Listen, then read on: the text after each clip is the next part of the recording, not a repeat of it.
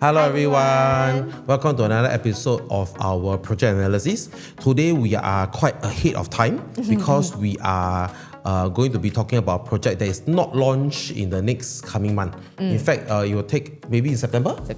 Yeah. So we'll be talking about Lucerne Grand today. Yes. You see, it's so new, right? We don't even have the photo of the development. Yes. But this quite nice, or this not bad, right? How the whole future lake will look like. Yeah, this one very nice. Oh, okay. So let's get to it. Okay, before that, if you have any questions about our video, if any question or any other projects, do scan and reach out to us. We can of course, help you with your questions. Yes. Okay. So table of content today, there are actually 4 pointers that we talk about. Sorry, number 4 is out because nothing is in yet. So there are actually 3 main pointers that we see. I think when we are trying to do the analysis for Lucerne Grand, actually everything was positive one. Yes, because near MRT, got school, so close proximity to a lot of things. Got a very good view also. Correct. But we had to find, I won't say we had to find fault lah. It's more of like potential it has to still have concerns because if a whole development got no concern, then it's a bit weird, right? Correct. And after all, Lucerne Grand, being near the MRT, but we all know Lakeside is overground. Correct. Yeah, so I think that was actually, even though near MRT, there was also a very big problem for a lot of people. Correct. So today we are going to share 3 concerns that we see, and hopefully we can help you to understand a little better whether Lucerne Grand is something that you can accept to buy or not. Okay? So the first thing you talk about is how to determine a safe facing. So I think we all know Lucerne Grand actually has 3 different facings. Yes. They will have the MRT facing, probably the internal facing, and then potentially the lake facing. Lake facing, yes. Correct. So lake facing side, why we say that there's a lake facing is because next to you is actually Yuanqing Secondary School. Yes. So it will not be very tall. So of course, past a certain height, you will definitely be able to get a good unblocked view. Correct. So in that sense, okay, so we actually use Caspian as an example. So Caspian is actually just slightly down from Lucerne Grand. In fact, right, for Caspian, we have the MRT facing here, which is of course the lakeside MRT tracks. On the non-MRT facing, right, it's not even facing a lake. It's actually facing another condo called Lake Point. So in this sense, right, we are taking Caspian as an example because we want to show you MRT facing, which is potentially noisier, versus something that is actually probably less noisy. So you can see back then in 2009, when they launched in March, of course, the MRT facing is slightly cheaper at average about 618. Then the non-MRT facing, about 642 PSF. So that brings you to a difference of about 4%. So that was how developers back then chose to price it. But I think more importantly, what we want to compare is really how much resale buyers are willing to pay for something that is maybe noisier versus something that is less noisy. So you can see, using back the same stacks, we can see that now there's actually a difference of 5.5%.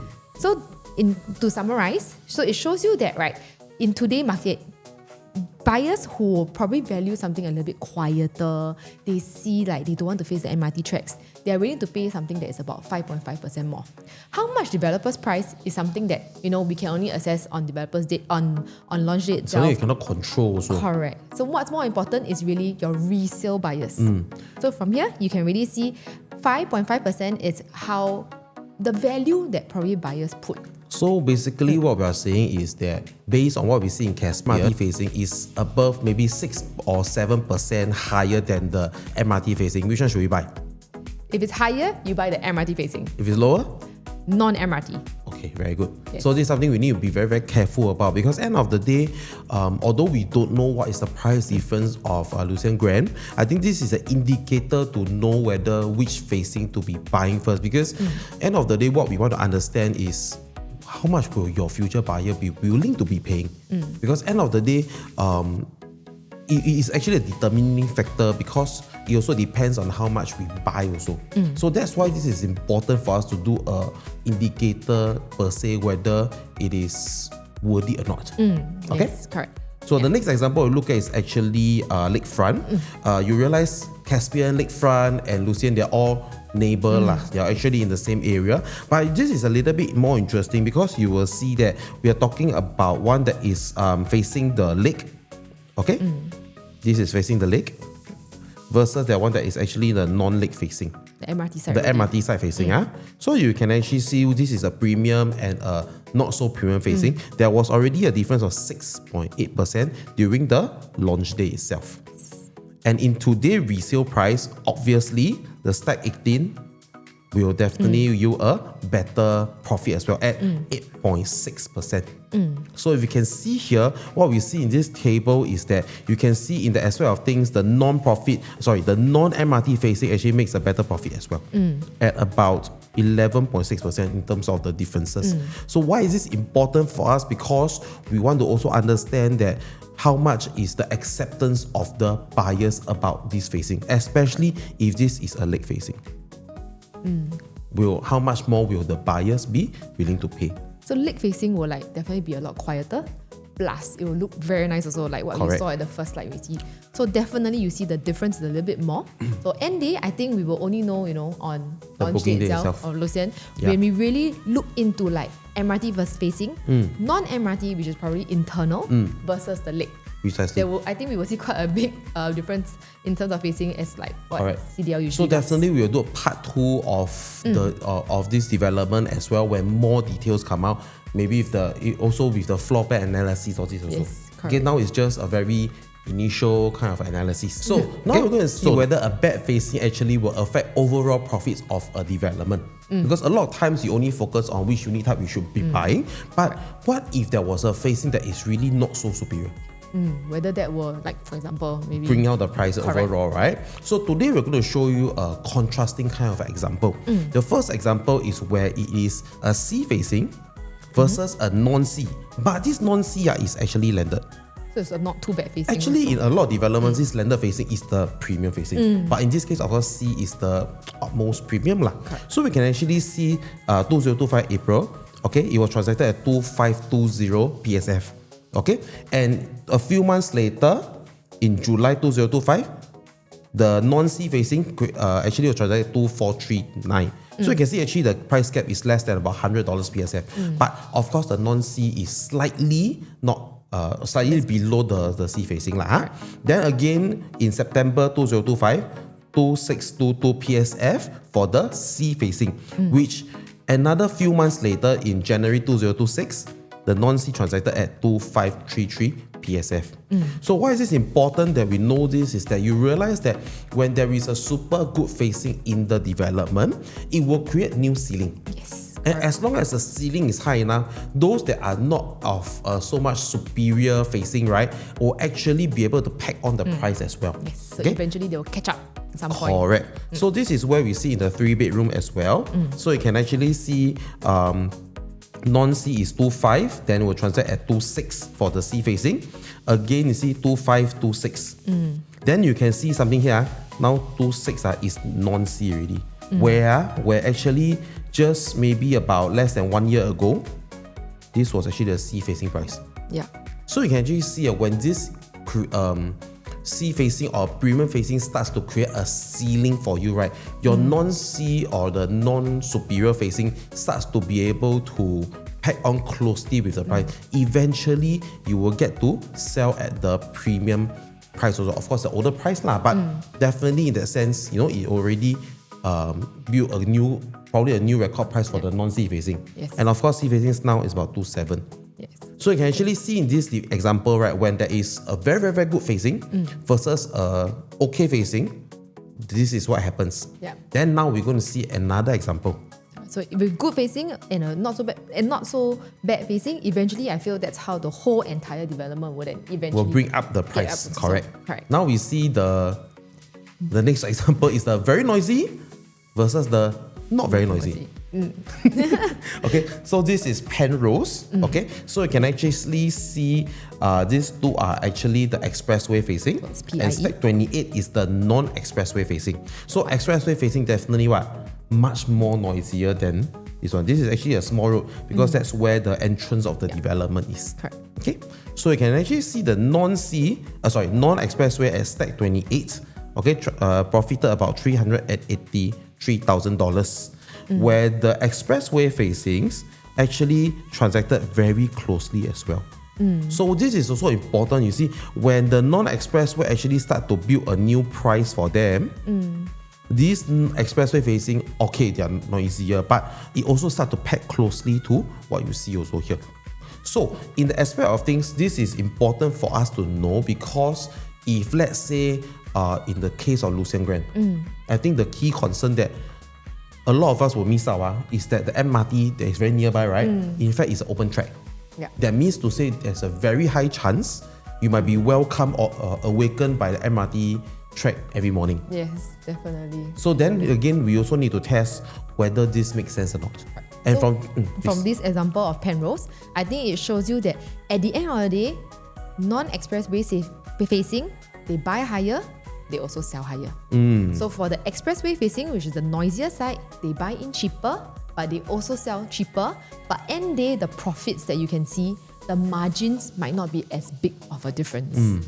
Right, so that's how we can also then relate this back to Lucerne Grand, because we have even more than all these facings that you see over correct, here. correct. Only on the booking day, then we can see what's the true so-called gap lah.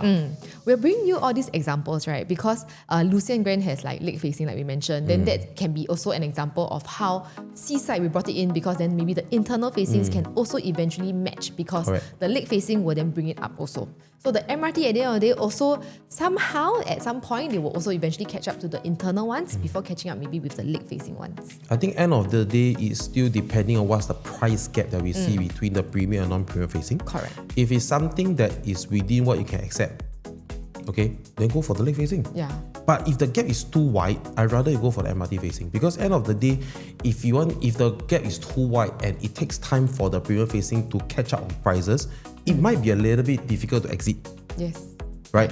And also whether you're investor or own stay. Correct. Because at All the end these of all the plays day, a part. if it's own stay, I think even if the gap is wide, you want to have, stay there long term, 10, 15 Yeah, years. who knows if this is where you You will always start desire paying. to be and all the accessibility there, Correct. then why not? Most So that's probably importantly, it must fit your objective. Yes. Okay? Okay. So, Jun Next one. I think at the end of the day, a lot of people still have a bit of concerns on Lucerne Grand. Why? So to be very honest, of course, all the examples that we brought up is like the past Caspians, or that they're all a little bit older already. Even the newer ones there, like Lake Grande, Lake Vale, they're also still a lot cheaper than us, I would Correct. say. So Lucerne Grand being land cost about 1,100 plus, they'll probably launch at like 2003, 2004 PSF. Will that actually affect my kind of like exit strategy? Because at the end of the day, Jurong or like, the lakeside area, can people still afford, to buy from me? I think the key question you want to ask me is already on the screen lah. When will my surrounding HDB owners actually afford our unit? Yeah. Because in a lot of videos, we did tell you, say that, when you have BTOs around you, they become your future buyers. Yes. But in the case of Jurong, you'll be very, very surprised. Why is that so? You realize the newest MOP HDB in Jurong area, I think it's 2018. Yeah, more than 5 years. More Way than 5 years ago already. Yeah, correct. And in fact, the bulk of the HDB that are in this area, right, are all in Tengah, Correct. which is the backyard of Jurong, which is okay. But if Lucerne Grand is in the heart, or rather in the area of Jurong, if I were to depend on my HDB upgraders, will I be able to exit? That is what we have to understand today. Correct. Okay? Then we see. So like I said, because end of the day, there's not a lot of HDB in the area. I just took one example from Corporation Drive. A 4-room BTO, the price of launch is about 257,000. Resale or average is roughly about 600 plus, depending on when you sell lah. So based on that, right, your proceeds will come out to about 500,000. Your so-called proceed plus your CPF. Then imagine if Lucerne Grand, because what we've seen so far information, right, the 3-bedroom will start from 840 square feet. And assuming we say it's $2,500, that will add up to $2.1 million. For that, our down payment is 599,600. I still need to touch my cash savings if I want to. This is just buying from developer. I haven't talked about resale yet. Correct. So if I want to sell $300,000 profit, this same upgrader, okay, from 2.1 million to sell at 2.4 for 300,000 profit. My down payment and stamp duty is 689,000. I will round up to 690,000 lah. Yep. The gap here is another 160,000 plus minus from your own personal savings. Yeah. Of course, I'm not saying that they cannot. I'm just saying that your chances are what? Lower. Correct. And if that happens, what's going to happen to Exit? Yeah. Who's going to buy from me? Yeah, so Lucerne Grand cannot buy. That's why we also pull out data from other That's why I developers. say Jurong is very, very interesting place. Correct. Jurong is a place, right, where we don't depend on HDB upgraders that much. Because in the first place, there's not that much anyway. Yes. Because if like they really don't have people who are buying from the HDB, then you won't see Jayden making headlines previously. Yeah, that was like correct. a big Correct. headliner for sure. Why did Jayden make headlines for you? The PSF that they sold at. Very good. Yeah. Okay, so Jayden was the latest development that was launched in Jurong in recent years in 2023. Correct. First day it was launched 88%, which quite wows lah. It was actually the previous JCube mall, in case you are wondering where is it. To me, I was there the entire day. Oh. From 9:30, because I remember it was a live ballot. balloting. That means they have a big fish bowl, then they will stir, then they call your number. Yes. I sat there until about 4:30. Yeah. Yes. It ended late. Very late. And eventually, right, the PSF ended at 2008. That is the scary part. And 3.751 million is what is interesting. Because why? Here we talk about Lucerne Grand, people buy 240,000, wow, cannot afford, must pay cash lah. Jayden got people can afford 3.7 million leh. And this is very interesting because you realize that people who are buying to Jurong may not just be a HDB buyers, because if you can see the profile of the buyers, 61% are actually what? Private owners. What this means to say is that if these people really want to buy, actually they can afford. Correct. It's whether they want or they don't want. Yeah. And I think this is something that is good news for us because we don't have to depend on HDB upgraders. If they do come, great for us. But if we know that the private people are the main driver of prices in our area, will this also be more assuring for us, knowing that we have they pocket got money one because they're private upgraders? Correct. Right? And to be honest, Jurong side also there isn't that many private condos to also begin with. That's So right. then it's quite interesting where actually all these private homeowners are also coming from. Correct. Another project that is almost sold out also, we have only about 2 units left. If you want to buy, please call me or Eunice.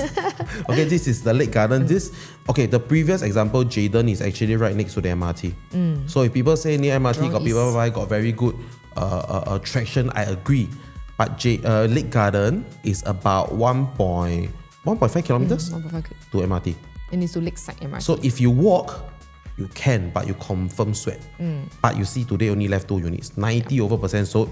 You see the highest quantum is transacted $4.38 million. And again, 53% are actually the private owners. So this is a telltale sign because it's not just about MRT proximity, the private people will come in. Not near MRT, people also can transact 4.38 million. So it shows that people want to stay in The Jurong. 2.4 million, It should be able to. this is have a almost double of it good already. benchmark already. So we can actually see that in Jurong, like I say, it's a special place. We don't depend on HDB upgraders alone. We have another group of driver who are actually the private owners. And that is something that is interesting for us to understand. Yeah. Okay, another thing. Okay, of course, the Jurong Lake Garden transformation. I'm not going to go into the entire transformation. I just want to focus on the lake area. This area talk about. Sorry, a little bit pixelated. This is the best I can find so far. Why this lake is important to us? Can I ask you, if today you got money, right? Will you want to stay at East Coast? Yes. Why? East Coast has always been, I feel like an area where a lot of people grow up with like memories of. Like you young time, you go East Coast Park, you go to the McDonald's there. Yeah, so I think with this kind of like nostalgia. You realize actually this is a place there's a lot of activities. And most people want to stay near where the activities are. Correct. And this is important because you realize that people who are wanting to stay near East Coast are usually families and they really want to stay there because of the activities. But the key problem is what? I see lor. Because the popularity is strong, Yeah. And I think this is somewhere where we also want to talk about today. Is this thing called demand? Yes. Because while East Coast Park has garnered a lot of demand, prices also went up. Like quite a bit. Okay, so today imagine if let's say the lake here also start to garner a lot more demand, will actually people want to come here also? I feel like if the lake, the whole transformation has a kind of like, can be a replica of how East Coast potentially can be, then definitely you will see a lot more people who don't mind or who want to stay in this area over here. Because you can see here, actually the science center is also here, which is actually near to the Chinese Garden MRT, which is part of the lake as well. Last time primary school go science center. Yeah, excursion. actually was one of my most favorite memories because yes. don't need to stay in classroom. But it's fun, right? And Jurong, and the science park is in the science center is in Jurong. Got no point. You have no choice. You have to go there. Yeah. And when parents have to go there to pick their kids, then they start to see, hey, wow, the lakeside got a lot of things there. Along the lake, there's a lot of things that you will see. So you realize that there are a lot of activities that are going there. I mean, people who are living in the area definitely will spend a lot of time there. Yes. I tell you, people who are from the north, we talk about Bukit Panjang, Choa Chu Kang, even Bukit Batok, this area, even down to Woodlands area. I have a friend who told me, she bring her kid there, right, to go and do the Mid-Autumn Festival. And she stays in Jurong. Yeah, so there are people who even in the northeast area, going down towards Jurong area because it's the closest to them. Correct, true. And when you start to see all these families coming in together and to really be having activities there, will that actually draw demand? People say, hey, I also want to stay here. Yeah. Plus, there is a chance. Yeah, you really need to go down and see this. In this lake, in this Jurong Lake Garden, right? Actually, there is a Starbucks over there. For us as Porans, we will love it. Got dog, right? Because there's actually a Starbucks that is pet friendly. Yeah. Okay. So it was one of the featured Starbucks in Singapore, where the pets are actually welcome to be at Starbucks, and you realize that this also starts to draw in a lot more community as a family. Yeah. That's why if you really want, I really suggest your weekend go down take a look. Yeah. I feel that the lake area we don't do enough justice to the lake because most of us will comment that lakeside is very ulu. You see, she say one. So that's why you start to realize that people will start to be a little bit more drawn to the area. And let's face it, in order to buy a property that will make a lot of money, okay, it's actually to buy somewhere that there is a sudden surge of demand. When demand surge, will price also increase? Naturally. That's how East Coast prices are so high now. Correct. That is why we need to ask ourselves, will this lake generate this thing called demand? And in fact, I would say like the lake area is already, you have like the main infrastructures already. East Coast last time didn't even have Thomson East Coast line. Correct. Here over at the lake, we already have the East-West line up. Correct. Future Jurong Regional line Correct. as well. So it will only get even better, even busier also in that sense. And if you have missed out buying in East Coast, this is your next chance. Because let's face it, if today we are buying to something right where there are where is somewhere that a lot of people will want, the price will be high or low? High. Very high leh. So it's extremely hard to be able to buy into that kind of area with a low price. Yeah. The only way that we can actually do this is to find an area right where we know that there's going to be a sudden surge in the future. Yeah. And the good thing is because we are buying into a new project, there's a waiting time of about 3 to 4 years. Yeah. That will give you time, give the government time to also start to develop this place. Yes. Correct me if I'm wrong. Actually, the lakeside have already been quite developed already. Yes. Just that we don't go there enough. Definitely, I feel by like 2030s and beyond, it will look quite drastically different. Correct. From what we see. Correct. So that's why I say if we can do this, if this is successful, this will definitely be a place that will garner a lot of demand. And when that demand happens, your price will start to surge. And the good thing is that this can become like our second East Coast. I mean, this is something that you drive down, take a walk there with your family, and you can imagine that this is something that you all want to spend time, right? I highly encourage you all to consider because we cannot go back to 1990s to buy East Coast Park again. to buy East Coast area. There's no way. Yeah, nobody would have bought them last time. Yeah, so they nobody think would it's have. a swamp, yeah. Yes, Correct. but now look at because where we have another opportunity that we know that if the lake is going to be part of the whole Jurong Lake transformation, this will give us our next opportunity. Yes. Okay, so this is where we will be talking about. And if if there's any other questions that you have, do scan and ask us about the project. Any other project also can ask us also. If not, that will be all for today. We'll see you soon. Thank you. Bye.